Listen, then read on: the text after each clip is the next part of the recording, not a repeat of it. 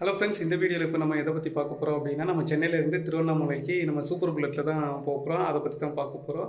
So இதுக்கு முன்னாடிலாம் வந்து பார்த்திங்கன்னா, நான் வந்து டீசல் புல்லட்டில் போயிட்டு இருந்தேன். பட் இப்போ வந்து சூப்பர் புல்லட்டில் ட்ரிப்பு போகலாம் அப்படின்ட்டு பிளான் பண்ணி வச்சுருக்கேன். ஏன்னா டீசல் புல்லட்டில் வந்து எஃப்சி இன்னும், அதாவது எஃப்சி இன்னும் காட்டல.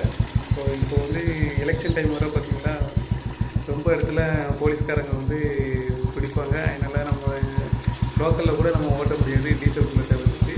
ஸோ இதுக்கப்புறம் வந்து பார்த்திங்கன்னா, பெட்ரோல் புல்லட்டில், அதாவது சூப்பர் புல்லட் ஹெவி டேங்கு, இந்த புல்லட்டில் தான் நம்ம வந்து ட்ரிப்பு போக போகிறோம். இது வந்து பார்த்திங்கன்னா டைம் வந்து பார்த்திங்கன்னா கரெக்டாக 5:10 ஆகுது. 5:10னா மேபி பெட்ரோல் போட்டுட்டு நம்ம ஒரு 5:30க்கெலாம் நம்ம கிளம்பிட்டு நேராக திருவண்ணாமலை போயிட்டு பர்வதமலை ஏறிட்டு ரிட்டர்ன் அங்கே கொஞ்சம் நேரம் ரெஸ்ட் எடுத்துகிட்டு ஈவினிங் ஒரு 4-5 மணிக்கு போல் கிளம்பி வந்துடலாம். நான் ஏன் இந்த டைம் வந்து 5 மணிக்கெலாம் நான் ட்ரிப்பு ஸ்டார்ட் பண்ணுறேன் அப்படின்னு பார்த்தீங்கன்னா, வெயில் டைம் வந்து ரொம்ப அதிகமாக இருக்குது. வெயில் வந்து ரொம்ப ரொம்ப அதிகமாக இருக்குது. காற்று வீசுறது கூட வெக்க காற்றாக வீசுது. அதனால தான் நான் வந்து ஏர்லி மார்னிங்லேயே ட்ரிப்பு ஸ்டார்ட் பண்ணுறேன். மேக்ஸிமம் 10 மணிக்கெலாம் அந்த இடத்துல ரீச் ஆகிட்டு கொஞ்சம் நேரம் ரெஸ்ட் எடுத்துகிட்டு மலை ஏறிட்டு ரிட்டன் கீழே இறங்கிட்டு அங்கேயும் கொஞ்சம் நேரம் ரெஸ்ட் எடுத்துகிட்டு ரிட்டன் வருவாங்க. ஸோ நீங்களும் வெயில் காலத்தில் ட்ராவல் பண்ணுறதா இருந்தால் காலையில் ஒரு 4 மணி 5 மணிக்கெலாம் ட்ரிப்பை ஸ்டார்ட் பண்ணிடுங்க. போக வேண்டிய இடத்துக்கு ஒரு 9-10 மணிக்குள்ளே போயிடுங்க. அதுமாதிரி ரிட்டன் 4 மணி 5 மணிக்கு கிளம்பி நைட்டு 9-10 மணிக்கெலாம் வீட்டுக்கு வர மாதிரி ஒரு ட்ரிப்பை வந்து பிளான் போட்டுடுங்க. 1 டே ட்ரிப்பாக. இந்த ஏப்ரல் மே வந்து ரொம்ப வெயில் அதிகமாக இருக்கும். ஸோ வந்து மதியம் டைம் வண்டியை ஓட்டாதீங்க. அது உங்களுக்கும் நல்லது கிடையாது, வண்டிக்கும் நல்லது கிடையாது. ஸோ ஓவர் ஹீட் ஆகிடுச்சுன்னா நமக்கு ஹெல்த் இஷ்யூஸ் வரும், வண்டிக்கும் அதே மாதிரி ஹெல்த் இஷ்யூஸ் வரும். வாங்க நம்ம அப்படியே வண்டி எடுத்துகிட்டு போக என்ன நடக்குது அப்படின்ட்டு பார்க்கலாம். வீட்டிலேருந்து வெளியே வந்தாச்சு. வண்டியை ஸ்டார்ட் பண்ணுறேன்.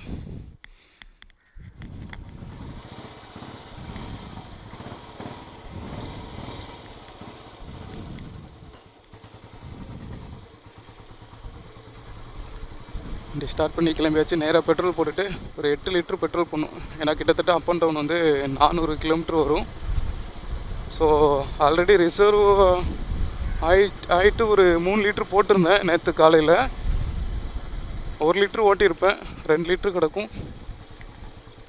ஸோ இப்போ ஒரு 8 லிட்ரு போட்டோன்னா 10 லிட்ரு கணக்காகும். என்னோடய வண்டியில் வந்து ஒரு சில அப்டேட்லாம் நான் பண்ணியிருக்கேங்க. என்னென்னா, பேட்ரி வந்து 3800 எக்ஸைடில் கார் பேட்ரி மாதிரி ஒன்று போட்டிருக்கேன். அப்புறம் லைட்டு ஃபாக் லைட்லாம் மாட்டியிருக்கேன். எதுக்கான்னு பார்த்தீங்கன்னா, இந்த வெயில் டைமில் வந்து மோஸ்ட்லி நைட் டைமு தான் ட்ராவல் பண்ணுவேன். அதுக்காக தான் நான் அந்த லைட்டு கொஞ்சம் அதிகமாக போட்டிருக்கேன். ஸோ அதெல்லாம் நம்ம பெட்ரோல் போட்டுட்டதுக்கப்புறம் நான் உங்களுக்கு லைட்டு எல்லாமே காட்டுறேன் பக்காவாக, என்னென்ன சேஞ்சஸ் இருக்குது அப்படின்ட்டு. என்ன தான் லைட்டு போட்டாலும்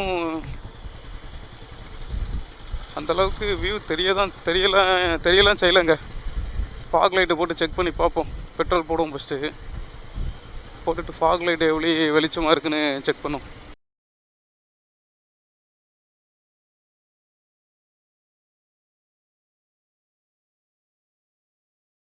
எட்டு லிட்ரு போடுங்க. 8 லிட்ரு.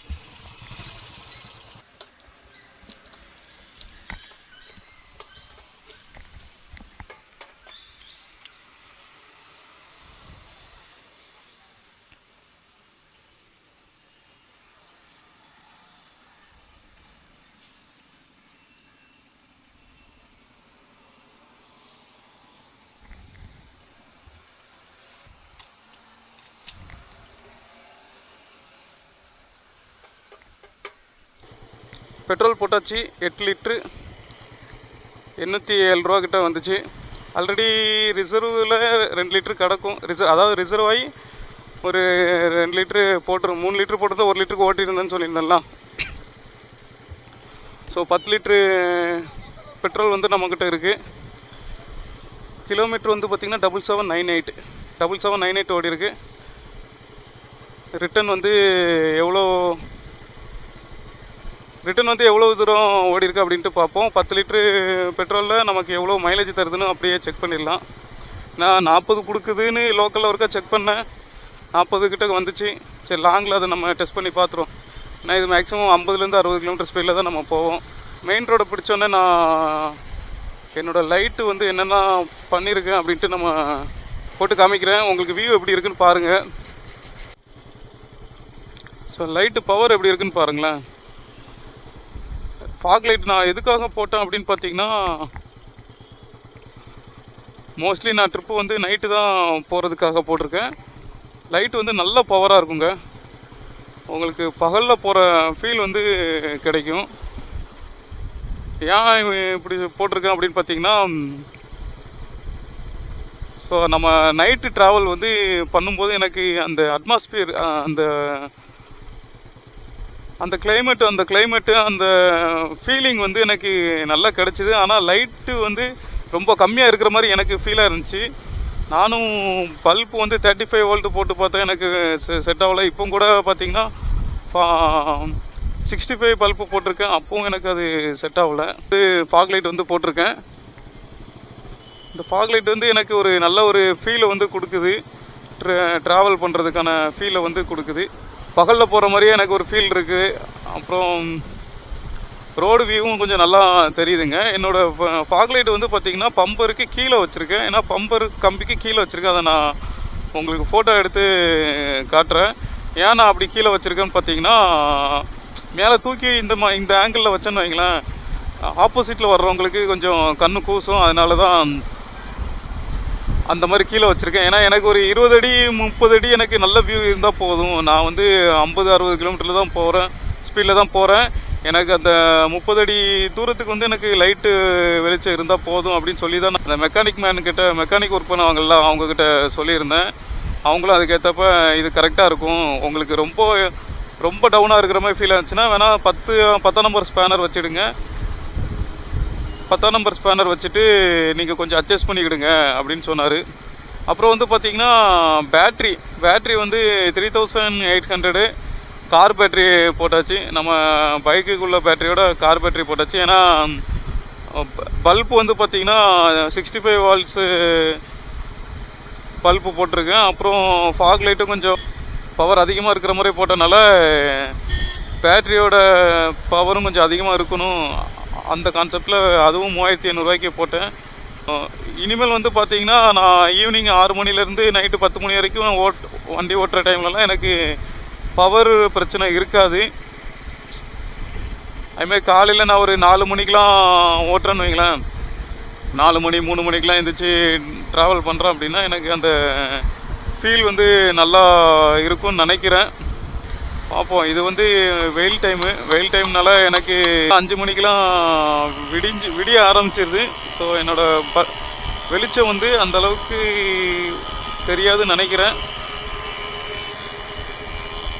சரி, லைட்லாம் நேற்று மாட்டிட்டு அப்படியே ஒரு டெஸ்ட் ட்ரைவும் பண்ணிடுவோம் எப்படி இருக்குன்ட்டு பார்க்குறதுக்கு. டைம் வந்து பார்த்தீங்கன்னா 6:33. நம்ம ட்ரிப்பை ஸ்டார்ட் பண்ணது வந்து இவ்வளோ நேரம் வந்து நான் 2 விஷயம் நோட் பண்ணியிருந்தேன். அந்த 2 விஷயம் என்னன்னு பார்த்தீங்கன்னா, ஹெல்மெட் போட்டு ஓட்டுறதும் ஹெல்மெட் போடாமல் ஓட்டுறதுக்கும் உள்ள வித்தியாசம். ஸோ நான் ஹெல்மெட்டு போட்டு ஓட்டும் போது எனக்கு வந்து கண்டென்ட்டுக்காக ஏதாவது பேசணும் அப்படிங்கிறதுக்காக போடுற மாதிரி ஃபீல் எனக்கு வருது. அப்புறம் வந்து பார்த்தீங்கன்னா ஹெல்மெட் போடாமல் நான் ட்ராவல் பண்ணுறேன். அப்போ என்னன்னா நான் அப்படியே ரசித்து ஓட்டுறேன். அதாவது இந்த கடைங்க வர வழியில் இருக்கிற கடைங்க, அதுக்கப்புறம் அந்த காற்று நம்ம ஃபேஸில் படுறது, காலைல இந்த 5:30லேருந்து 6 o'clock அந்த ஏர்லி மார்னிங் காற்று பட்டால் ஒரு ஃபீல் இருக்கும் பார்த்தீங்களா, அந்த ஃபீலு அதெல்லாம் எனக்கு வந்து ரொம்ப ஒரு ஹாப்பினஸை கொடுக்குது. ஆனால் ஹெல்மெட் போட்டு ஓட்டுறது வந்து எனக்கு அந்தளவுக்கு ஹாப்பினஸை கொடுக்கல. ஆனால் இதுதான் சேஃப்டி. பட் அந்த டிஃப்ரென்ஸை மட்டும்தான் நான் உங்களுக்கு ஷேர் பண்ணுறேன். ஹெல்மெட் போட்டு ஓட்டுறதுக்கும் போடாமல் ஓட்டுறதுக்கான உள்ள வித்தியாசத்தை மட்டும் தான் நான் சொல்கிறேன். அதுக்காக ஹெல்மெட் போடாமல் ஓட்டுங்கன்னு நான் சொல்லலை. ஒரு 10 நிமிஷம் 20 நிமிஷம் ஒரு பீஸ்ஃபுல்லாக நீங்கள் போகணும் அப்படின்னா ஹெல்மெட்டை கலத்தி டேங்கில் வச்சுட்டு, பெட்ரோல் டேங்கில் வச்சுட்டு அப்புறம் நீங்கள் கொஞ்சம் ட்ராவல் பண்ணுங்கள். உங்களுக்கு கொஞ்சம் ஒரு ஃபீல் நல்லாயிருக்கும். இது எனக்கு தோணுன விஷயத்த நான் உங்களுக்கு ஷேர் பண்ணுறேங்க. அப்புறம் இந்த ஹெவி கிராங்கு, இந்த சூப்பர் புல்லட்டை பற்றி நான் இன்னொன்று சொல்லி ஆகணும். ஸ்டார்டிங்கில் வந்து பார்த்தீங்கன்னா ஒரு 20 கிலோமீட்டரு ஸ்லோ வரும்போது எனக்கு கொஞ்சம் வண்டியோட பெர்ஃபார்மன்ஸ் ஸ்லோவாக போன மாதிரி இருந்துச்சு. அதுக்கப்புறம் பார்த்தீங்கன்னா ஒரு 30 கிலோமீட்டர் தாண்டி இப்போ நான் ரைட் பண்ணிகிட்ருக்கேன். 1 மணி நேரமாக கண்டினியூவாக ஓட்டிகிட்ருக்கேன். இந்த 1 மணி நேரத்தில் வந்து பார்த்தீங்கன்னா என்னோடய வண்டி வந்து ரொம்ப பெர்ஃபார்மன்ஸ் வந்து சூப்பராக இருக்குது. 60 கிலோமீட்டர் ஸ்பீடில் போகுது. 60 கிலோமீட்டர் ஸ்பீடு போன மாதிரி ஃபீலே எனக்கு தெரியல. ஏன் அப்படி சொல்கிறேன் அப்படின்னா, இந்த காற்றுல போகிற மாதிரி எனக்கு ஃபீலாக இருக்குது. அந்த ஆக்சிலேட்டர் கொடுக்குற அந்த ஒரு grip இருக்கும் பார்த்தீங்களா, அது கொடுத்த ஃபீலே எனக்கு வர மாட்டேங்குது. சில வண்டியிலலாம் பார்த்தீங்கன்னா அது கொடுத்தோன்னு வைங்களேன், ஒரு மாதிரி ரஃப்பாக இருக்கிற மாதிரி இருக்கும். ரஃப்பாக இருக்கிற மீன்ஸ் அது வந்து கொஞ்சம்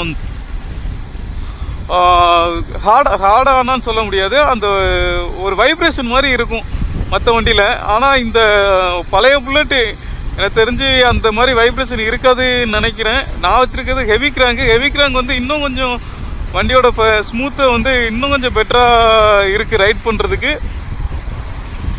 ஸோ உடம்பு வலிலாம் அந்த அளவுக்கு வராதுன்னு நினைக்கிறேன். ஏன்னா ஆல்ரெடி நான் இந்த வண்டியில் ஒகேனக்கல் நான் போயிட்டு வந்திருக்கேன், நானும் என்னோட ஒய்ஃபும்.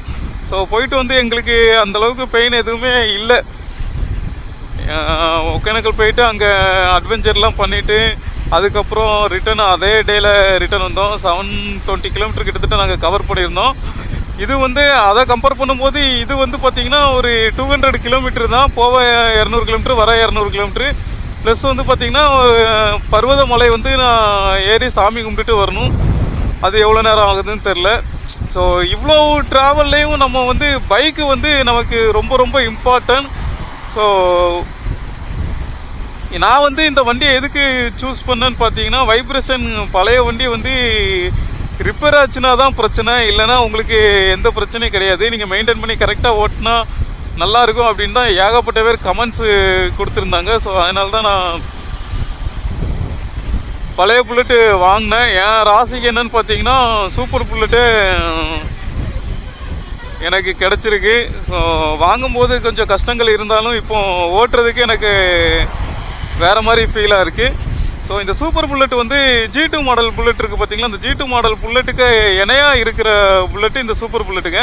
சூப்பர் புல்லட் வந்து மாடல்ஸ் வந்து ரொம்ப ரொம்ப கம்மி தான். ஒரு 1000 வண்டி தான் ப்ரொடக்ஷன் பண்ணியிருப்பாங்க. ஏன்னா இந்த வண்டி வந்து பார்த்தீங்கன்னா ஆல்மோஸ்ட் ராயல் என்ஃபீல்டே ஒரு கட்டத்தில் 2000க்கு அப்புறம் வந்து பார்த்தீங்கன்னா ஹீரோ ஹோண்டா ரொம்ப பேர் வாங்க ஆரம்பிச்சுட்டு, அந்த டைமில் வந்து பார்த்தீங்கன்னா ராயல் என்ஃபீல்டு பைக் வந்து இனிமேல் யாரும் வாங்க மாட்டாங்க அப்படிங்கிற சுச்சுவேஷனுக்கு வந்த காலங்கள்.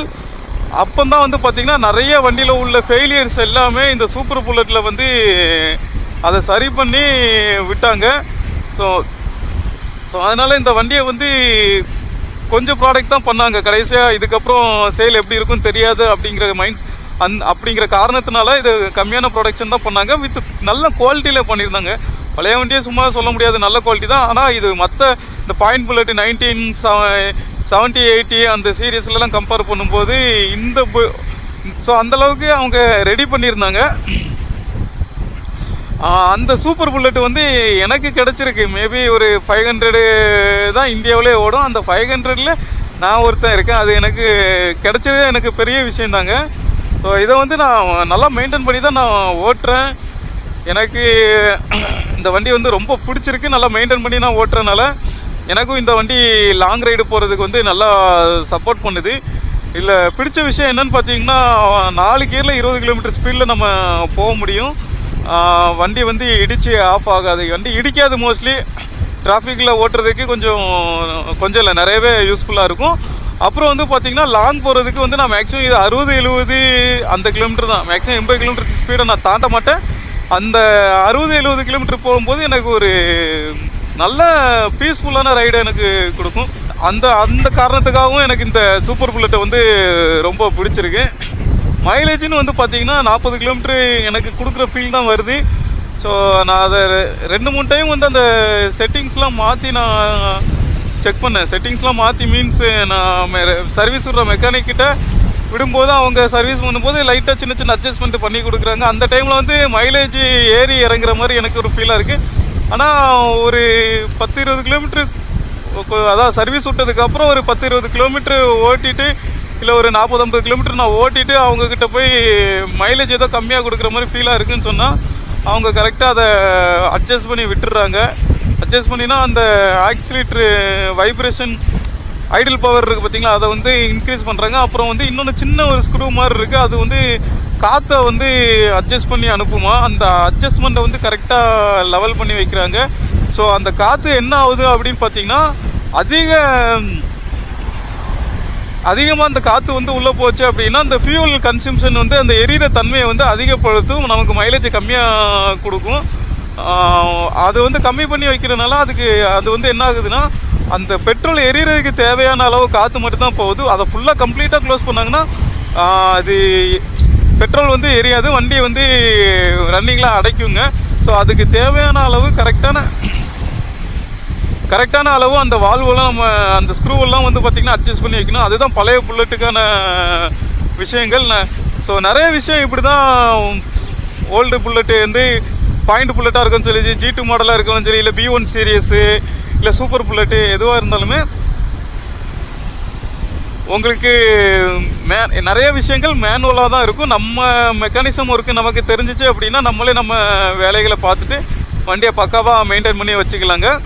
நம்ம வந்து 15 வருஷம் முன்னாலே சென்னை டு திருச்செந்தூர் வந்து ஒரு 7-8 நேரம் நான் வந்திருக்கேன். ஸோ அப்போல்லாம் வந்து பார்த்தீங்கன்னா நிறையா ஃபியூச்சர்ஸ் எதுவுமே கிடையாது. அதாவது ஸ்மார்ட் ஃபோன் இருக்காது. அப்புறம் வந்து பார்த்தீங்கன்னா உங்களுக்கு ஹெல்மெட்டு கூட நான் வச்சுருக்க மாட்டேன். இந்த ரைடர் ஜாக்கெட்டு அப்போல்லாம் கிடையாது. இப்போ தான் இந்த ஸ்வெட்டர் அது ஜெர்க்கின்னு ஃபுல் அண்ட் சரி ஜெர்க்கினே போட்டு வரேன். இல்லைனா என்ன பண்ணுவோன்னா ஜெர்சி கிளாத்தில் ஒரு ஃபுல் அண்ட் டிஷர்ட் இருக்கும், அதை மாட்டிப்போம் கையில். கையில்னா அதை போட்டுப்போம்.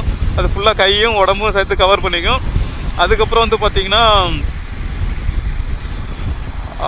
ஹெல்மெட் வச்சுருக்க மாட்டோம். 2 கர்ச்சிப்பு தலையில் ஒன்று மூஞ்சில் ஒன்று மாட்டிப்போம். ஒரு கண்ணாடி 50 ரூபாய்க்கு கண்ணாடி ஒன்று வாங்கி வச்சுருப்போம். இதுதான் ட்ராவல் ஆக்சசரிஸ். ஆனால் இப்போ வந்து அப்படி கிடையாது. ஹெல்மெட்டு போடணும், மைக்கு வைக்கணும், கேமரா ஃபிக்ஸ் பண்ணணும், அப்புறம் ஷூ போடணும், ரைடர் ஜாக்கெட் வாங்கணும், அப்புறம் அது பேக்கு வந்து நல்ல ஒரு பேக்கு வாங்கணும்.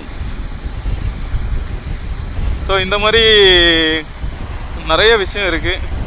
ஸோ ஒவ்வொரு ஜென்ரேஷனுக்கு ஏற்ற மாதிரி ட்ராவல் வந்து பார்த்திங்கன்னா மாறிட்டே போகுது. அந்தந்த ஜென்ரேஷன் ஏற்றப்ப ஃபியூச்சர்ஸ் நிறைய வருது, பைக்லேயும் சரி ஆக்சசரிஸ்லேயும் சரி. ஸோ நிறைய பேர் அதுக்கேற்ற மாதிரி மாறிட்டு அதுக்கேற்றப்ப ரைட் பண்ணுறாங்க. அதெல்லாம் தப்புன்னு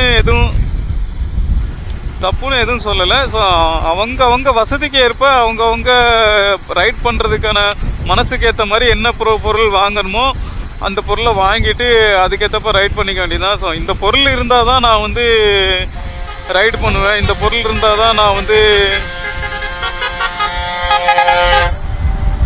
இந்த பொருள் இருந்தால் தான் நான் ரைட் பண்ணுவேன், இந்த பொருள் இருந்தால் தான் என்னால் ட்ராவல் பண்ண முடியும். அப்படிலாம் எந்த ஒரு இதுவுமே கிடையாது. அவங்கவுங்க கம்ஃபர்ட் ஜோன், அவங்களுக்கு தேவையான பொருள் அவ்வளோதான் போதும். ஆனால் வண்டி மட்டும் கொஞ்சம் நல்ல வண்டியாக நல்லா பீஸ்ஃபுல்லாக போகிற மாதிரி வண்டி வாங்கிடுங்க. ஸ்பீடு மேட்ரு கிடையாது. ஒரு 60லேருந்து 80 கிலோமீட்டர் ஸ்பீடில் போனால் போதும்.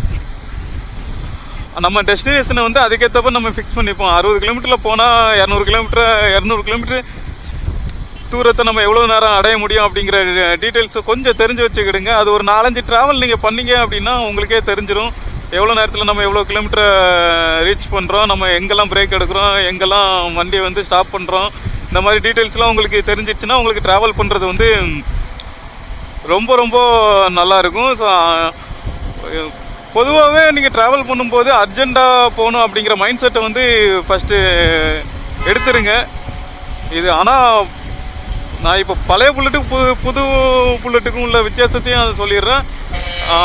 பழைய புல்லட்டு வந்து பார்த்தீங்கன்னா உங்களுக்கு அவ்வளோ சீக்கிரத்தில் பிரச்சனை வைக்காது. பிரச்சனை வைக்க ஆரம்பிச்சிச்சுன்னா அது ஓயாது, அப்பப்போ பிரச்சனை வச்சுக்கிட்டே இருக்கும். ஸோ நீங்கள் அந்த வண்டிக்கு வந்து அதோட ஸ்பீடு என்னன்னு பார்த்தீங்கன்னா மேக்ஸிமம் ஸ்மூத்தாக போகணும் அப்படின்னா 40லேருந்து 60-70 கிலோமீட்டர் ஸ்பீடு இந்த ரேஞ்சில் போனீங்கன்னா உங்களுக்கு பழைய புல்லட் வந்து பெர்ஃபார்மன்ஸ் நல்லாயிருக்கும். புது புல்லட் அதாவது இப்போ வர்ற BS6 மாடல்லாம் பார்த்தீங்கன்னா உங்களுக்கு ஃபியூச்சர்ஸ் எல்லாமே நல்லாயிருக்கும். ஆனால் பழைய புல்லட்டை கம்பேர் பண்ணும்போது வைப்ரேஷன் அந்த பீஸ்ஃபுல்லான ரைடு வந்து பழைய புல்லட்டில் தான் கிடைக்கும். அது புது புல்லட்டில் கிடைக்காது. கலகலன்னு சவுண்டு கிடைக்கும். ஒரு வருஷம் 2 வருஷம் ஓட்டினதுக்கப்புறம் அதை நான் அடித்து சொல்வேன். என்னோடய டிரைவிங் எக்ஸ்பீரியன்ஸில் நான் சொல்கிறேன். ஸோ என்ன தான் பைக்கில் ஃபியூச்சர்ஸ் வந்து ஆட் பண்ணாலுமே உங்களுக்கு அந்த ஃபீல் வந்து கொடுக்குறது என்னென்னா பழைய புல்லட்டில் தான் இருக்குங்க. ஸோ அதுக்காக பழைய புல்லட்டை நான் அடிக்கடி நான் சொல்கிறேன் என்னென்னா, பழைய புல்லட்டை நான் அதுக்காக மார்க்கெட்டிங் பண்ண விரும்பல. என் பைக்கு எனக்கு நல்லா இருக்குது, அதை பற்றி மட்டும்தான் நான் ரிவ்யூ கொடுக்குறேன். ஸோ அதுக்காக நீங்களும் பைக்கு வாங்கிட்டு, அதாவது பழைய புல்லட்டை வாங்கிட்டு நான் ரைட் பண்ண போகிறோம் அப்படின்னா, நீங்கள் அதை மெயின்டைன் பண்ணுற விதம்னு ஒன்று இருக்குது. அந்த மெயின்டைன் பண்ணுற விதத்தை வந்து நீங்கள் கரெக்டாக ஃபாலோ பண்ணீங்க அப்படின்னா உங்களுக்கு பழைய புல்லட்டே ரொம்ப சூப்பராக இருக்கும் ட்ராவல் பண்ணுறதுக்கு. ஸோ இப்போ தான் பேசிகிட்டு இருந்தேன் ட்ராவல் பண்ணுறது அப்படின்ட்டு. அவங்க முன்னாடி போகிற ஒரு ஹிமாலயன் பைக் ஒன்று போகுது. அவங்க எவ்வளோ திங்ஸை வந்து கேரி பண்ணிட்டு போகிறாங்கன்னு பாருங்கள். அந்த வண்டி ஓரளவு வெயிட் 180 கிலோ வெயிட் இருக்கும். அவங்களோட அந்த திங்ஸ் வந்து பார்த்திங்கன்னா 100 கிலோ இருக்கும். ஸோ நம்ம வண்டியில் வந்து பார்த்திங்கன்னா எந்த ஒரு இருக்காது, ஒரு தோல் பேக், அதாவது ஆஃபீஸ் கொண்டு போகிற பேகு ஒன்று, அதில் ஒரு துண்டு இருக்கும். அதுக்கப்புறம் வந்து பார்த்திங்கன்னா வாட்டர் பாட்டில் இருக்குது, பழம் கொஞ்சம் இந்த தடவை எடுத்து போட்டிருக்கேன், அப்புறம் கேமரா ஆக்சசரிஸு, வேறு என்ன இருக்கும், வேறு ஒன்றும் இருக்காது. ஸோ நான் 2 பேருக்குள்ள வித்தியாசத்தை சொல்கிறேன். அவங்களுக்கு பிடிச்ச மாதிரி ட்ராவல் பண்ணுறதுக்கான திங்ஸ் வாங்கியிருக்காங்க. நான் எனக்கு பிடிச்ச மாதிரி ட்ராவல் பண்ணுறதுக்கான திங்ஸ் வாங்கி வச்சுருக்கேன். ஸோ நான் மேக்ஸிமம் போகிறது 1 டே ட்ரிப்பு தான். இதுக்கப்புறம் தான் பிளான் பண்ணணும் பெரிய பெரிய ட்ரிப்பு போகிறதுக்கு. இன்னும் ஒரு 2 மணி நேரம் ட்ராவல் காட்டுது பைக்கில் போகிறதுக்கு. நம்ம வந்து 60 கிலோமீட்டர் ஸ்பீட்லேயே தான் போகிறோம். ஸோ எனக்கு வண்டியோட பெர்ஃபார்மன்ஸ் ரொம்ப பிடிச்சிருக்கு. பெயின் எதுவுமே இல்லைங்க. எனக்கு இந்த வண்டி ஓட்டும் போது எந்த ஒரு பெயினுமே இல்லை. ரொம்ப ரொம்ப ரொம்ப நல்லா இருக்குது. அந்த ஹைவேல வந்து பார்த்தீங்கன்னா ஒரு ரோடு வந்து நல்லா இருக்கா, அப்படியே சொர்க்கத்தில் வண்டி ஓட்டின மாதிரி ஃபீலாக இருக்குது. சொர்க்கம் எப்படி இருக்குன்னு தெரியல, சும்மா தான் சொல்கிறேன். அந்த ஃபீல் கொடுக்கு. ஸோ பல லட்சம் கொடுத்து வாங்குற சூப்பர் பைக்ஸ் ஸ்போர்ட்ஸ் பைக்கில் இருக்கிற ஃபீல் வந்து பழைய புல்லட்டில் கொடுக்கு. அந்த காலத்துக்கான ப்ரொடக்ஷன் எப்படி இருக்குன்னு மட்டும் பார்த்துடுங்க. நீங்கள் அதை வண்டி ஓட்டி பார்த்தவங்களுக்கு அந்த ஃபீல் தெரியும். மற்றவங்களுக்கு பழைய புல்லட்டை பார்க்கும்போது கொஞ்சம் எரிச்சலாக தான் இருக்கும். அந்த ஃபீல் கிடைக்கும். பார்க்குறவங்களுக்கு அது என்னடா இவன் இன்னும் பழைய புல்லட்டை ஓட்டிகிட்ருக்கேன் அப்படிங்கிற ஃபீல் இருக்கும். ஒரு சிலவங்க வந்து பழைய புல்லட்டை வந்து அது ஆச்சரியமாக பார்ப்பாங்க, இப்படிலாம் வண்டி இருந்திருக்கா அப்படின்ட்டு. ஸோ நான் பொருள் என்னமோ ஒன்று தான், அதை பார்க்குறவங்க விதம் இருக்குது பார்த்தீங்களா, அந்த பார்க்குறவங்க விதம் வந்து கொஞ்சம் வேரி ஆகும். இப்போ உள்ள பசங்கள் வந்து அதை ஒரு சிலவங்க லைக் பண்ண மாட்டாங்க. ஆனால் பழைய புல்லட்டு வந்து பார்த்திங்கன்னா டிராஃபிக்கில் ஓட்டுறதை விட லாங் ஓட்டுறதுக்கு ரொம்ப நல்லா இருக்குங்க. நான் டிராஃபிக்கில் ஓட்டியிருக்கேன், டிராஃபிக்கில் நல்லா தான் இருக்கும். ஆனால் அந்த ஃபீலை வந்து உணர முடியாது. லாங்கில் போகிற ஃபீலுக்கும் டிராஃபிக்கில் ஓட்டுற ஃபீலுக்கும் நிறையா வித்தியாசம் இருக்குது. லாங்கில் போனால் தான் இந்த பழைய புல்லட்டுக்கான ஃபீலை வந்து நம்ம ரசித்து ஓட்ட முடியும். அதை நான் அடித்து சொல்லுவேன். ஷார்ட்டாக போகிறதுக்கு வந்து பார்த்திங்கன்னா இந்த வண்டியை அந்தளவுக்கு எனக்கு பிடிக்கல. லாங் போகிறது தான் நல்லா இருக்கிற மாதிரி இருக்குது. ஸோ ஆனால் சிட்டிக்குள்ளே ஓட்டுறது அந்தளவுக்கு நல்லா இருக்காதுன்னா மீன்ஸ் அந்த கம்ஃபர்டபுள் வராது. டக்குன்னு கீரை குறைச்சி மறுபடியும் போடணும், அந்த அளவுக்கு நல்லா இருக்காது. இதெல்லாம் வந்து பார்த்திங்கன்னா உங்களுக்கு ஒரு லாங் ஸ்ட்ரெச்சாக ஒரு 50-60 கிலோமீட்டர் போகிறீங்க அப்படின்னா, கிளச்சை பிடிக்காமல் கீரை மாற்றாமல் போகிறீங்க அப்படின்னா உங்களுக்கு ரொம்ப சூப்பராக இருக்குங்க வண்டி ஓட்டுறதுக்கு.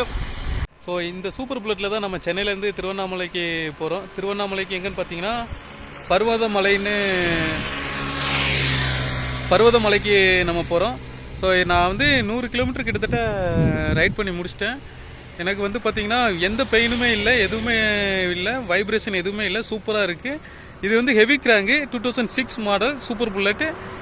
ட்ராவல் எக்ஸ்பீரியன்ஸுக்கு இந்த வண்டி வந்து ரொம்ப சூப்பராக இருக்கும். ஸோ பழைய புல்லட்லாம் யாரெல்லாம் வச்சுருக்கீங்களோ அவங்கெல்லாம் இந்த சூப்பர் புல்லட்டை பற்றின டீட்டெயில்ஸ் வந்து தெரிஞ்சிச்சுன்னா எனக்கு மறக்காமல் கமெண்ட்ஸை சொல்லுங்கள், ஓகேவா? அதுவும் அங்கே தெரிது பார்த்தீங்களா மலை, இந்த மலைக்கு தான் போகிறோம்னு நினைக்கிறேன். இன்னும் ஒரு 27 கிலோமீட்டரு இருக்குது. ஸோ 27 கிலோமீட்டர்னா அந்த தெரிதில்ல, அந்த லைனாக இருக்குது பார்த்தீங்களா, கேமராவில் தெரியுமா இல்லையான்னு தெரில. ஸோ அந்த மலையாக தான் இருக்குன்னு எனக்கு ரொம்ப ரொம்ப டவுட்டாக இருக்குது. ஃபஸ்ட் டைம் நான் போகிறேங்க பர்வதமலைக்கு. ஸோ நம்ம சூப்பர் புல்லட்டில் ட்ராவல் பண்ண மாதிரி இருந்துச்சு, மலையும் ஏறிடலாம் அப்படின்னு நினச்சி அந்த வண்டியில் வர. அந்த கண்டினியூ இருக்குது பார்த்தீங்களா. ஸோ பார்ப்போம், இன்னும் அது 27 கிலோமீட்டர் தான் இருக்கும்னு நினைக்கிறேன். தெரியல, எதுவாக இருந்தாலும் நம்ம மேப்பு படி போய் பார்ப்போம். இன்னும் ஒரு 20 நிமிஷத்தில் மேக்ஸிமம் அந்த இடத்துக்கு ரீச் ஆகிடலாம். என்ன ஒன்று சின்ன பயம்னா, வெயில் வேற பயங்கரமாக அடிக்குதா. நான் செருப்பு போடாமல் தான் நடக்க போகிறேன். வெயிலில் நடக்கிறது நம்மளோட கொழுப்பு. நம்ம வந்து ஈவினிங் ஏறணும், இல்லை காலையில் ஏறணும். நம்ம ரெண்டுக்கும் இடப்பட்ட டைமில் நம்ம ஏறுறோம். அதுக்கு கடவுள் என்ன செய்வார் சொல்லுங்கள். இன்னும் 22 கிலோமீட்டர் இருக்குது, லெஃப்ட் எடுக்க சொல்லுது.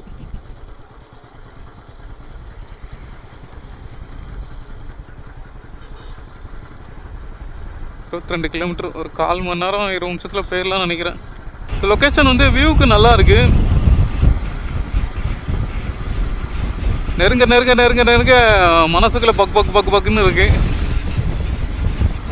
ஏன்னா வெள்ளையங்கிரி மலையும் செருப்பு போடாமல் தான் ஏறினேன். அது 10:20க்கு ஏறினேன். இதுவும் அதே மாதிரி தான் 10 மணிக்கு ஏறுவேன்னு நினைக்கிறேன். சரி, சிவனை பார்க்குறதுக்கு கரெக்டான டைம் வந்து எனக்கு மதியம் 12 மணி தான் எழுதியிருக்காருன்னு நினைக்கிறேன். நான் அங்கேயும் வெள்ளையங்கிரி மலையிலையும் 1 மணிக்கு 1:20க்கு என்னமோ தான் பார்த்தேன். இங்கேயும் அதே மாதிரி தான் மதியம் நேரம் தான் ஏறுற மாதிரி சுச்சுவேஷன் வருது. எப்படினாலும் ஏறிடலாம் மலையை அப்படின்னு நினச்சி தான் வந்தேன். ஆனால் வெயில் கொஞ்சம் ஜாஸ்தியாக இருக்குது, நினச்சதை விட அதிகமாக இருக்குது. எப்போவும் நான் ட்ரிப்பு போகும்போது வெயில் வர்ண பகவான் எனக்கு ரொம்ப வழி விடுவார். ஆனால் இந்த தடவை வழி எதுவும் விட்ட மாதிரி தெரியல. சரி, இருந்தாலும் பரவாயில்ல, நம்மளோட வேலை என்னவோ அதை கரெக்டாக பண்ணிடுவோம். சாமி கும்பிட்டுன்னு வந்தாச்சு, சாமி கும்பிட்டுட்டு போயிடுவோம். வெயிலில் கும்பிட்டா என்ன, மலையில் கும்பிட்டா என்ன, சந்தோஷமாக வந்து சந்தோஷமாக சாமியை கும்பிட்டுட்டு போவோம். எந்த ஒரு தொந்தரவும் இல்லாமல், யாருக்கும் தொந்தரவும் இருக்கக்கூடாது. நம்மளும் நம்ம வேலையில் கரெக்டாக இருக்கணும். தேர்தல் அதிகாரிகள் சோதனை இடுறாங்க பார்த்தீங்களா. இதுக்கு தான் நான் டீசல் புல்லட்டை வந்து எடுத்துகிட்டு வரல. டீசல் புல்லட்டை எடுத்துகிட்டு வந்தேன்னா அவங்க செக் பண்ணுவாங்க. ஸோ நம்ம ஈஸியாக வண்டியில் புக்கு இல்லைன்ட்டு ஈஸியாக மாட்டிப்போம்.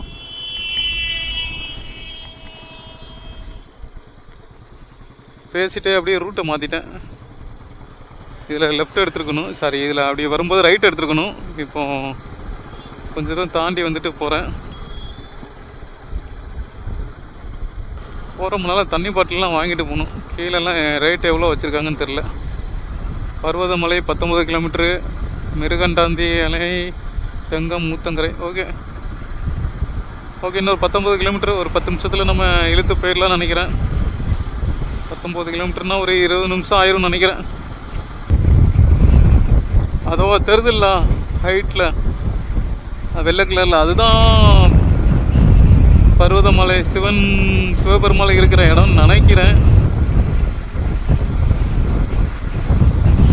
தெரியுதா? இப்போ உங்களுக்கு தெரியும்னு நினைக்கிறேன். ஸோ இந்த கேமரா குவாலிட்டி கொஞ்சம் இருக்காது, கொஞ்சம் அட்ஜஸ்ட் பண்ணிக்கிடுங்க. பட்ஜெட் ப்ராப்ளம் தான். முடிஞ்ச அளவு என்னால் எவ்வளோ பெஸ்ட்டாக விஷயத்த சொல்ல முடியுமோ அந்த அளவுக்கு நான் விஷயத்த சொல்கிறேன்.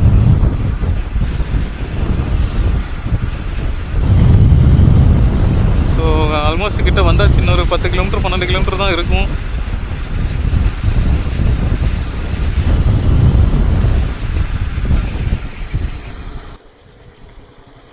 அந்த தெருவில் அதுதான்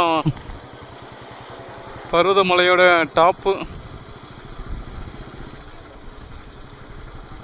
ஸோ இன்னொரு 3 கிலோமீட்டர் இருக்குது.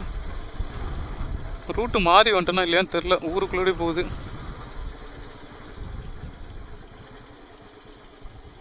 வண்டிக்கு ஒரு செல்ஃபோன் வைக்கிற ஸ்டாண்டு வைக்கணும்.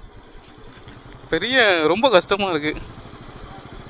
பார்த்துட்டு மேப்பை பார்த்துட்டு உள்ளே வைக்கிறது.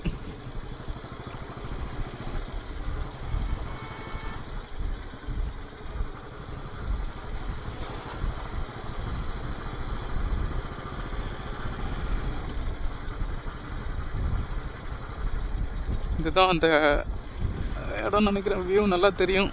வெயில் காலை இப்போவே சுட ஆரம்பிக்கு.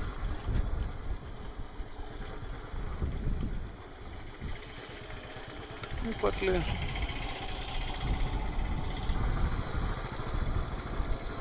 ரோடு கொஞ்சம் மோசமாக தான் இருக்கு.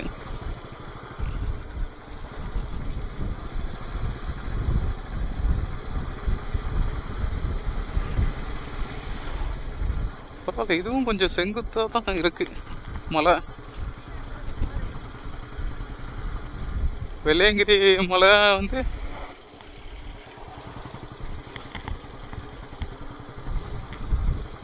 கொஞ்சம் எக்ஸைட்மெண்ட்டாக இருக்குது. வெள்ளையங்கிரி மலையை கம்பேர் பண்ணும்போது இதுவும் செங்குத்தாக இருக்குது.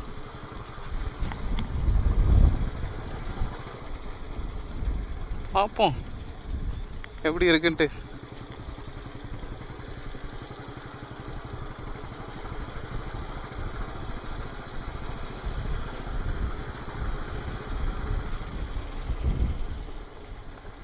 பழைய புல்லட்டில் தான் பழைய கோயில்கள் எல்லாம் பார்க்க வரணும்னு சிவபெருமான் எழுதியிருக்காருன்னு நினைக்கிறேன். அதனால தான் பழைய வண்டியிலே வண்டி நிற்காம வருது பார்த்தீங்களா, அதுக்கு காரணம் அதுதான் நினைக்கிறேன். இந்த வண்டிங்கெல்லாம் கோயில் குளத்தெல்லாம் சுற்றி பார்க்கணும், நம்மளும் எப்படி பழைய ஆளுங்கள்லாம் ஆசைப்படுவாங்க அதே மாதிரி தானே வண்டியும் ஆசைப்படுது. ஸோ நம்மளும் சிறப்பாக பார்த்துருவோம், வண்டியையும் சிறப்பாக ஓட்டிகிட்டு கொண்டு வந்து அதையும் காமிக்க வச்சிரும்.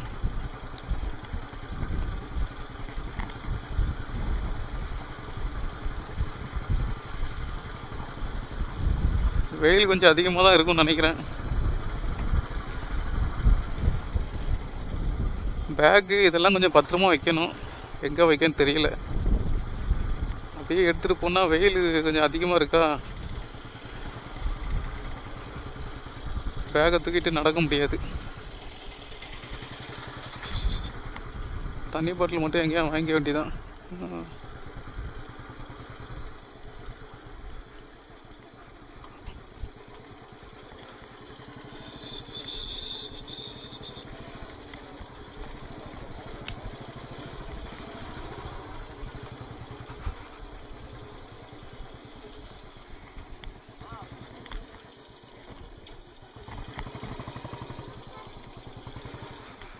நிழலில் விட்டால் கொஞ்சம் நல்லாயிருக்கும்.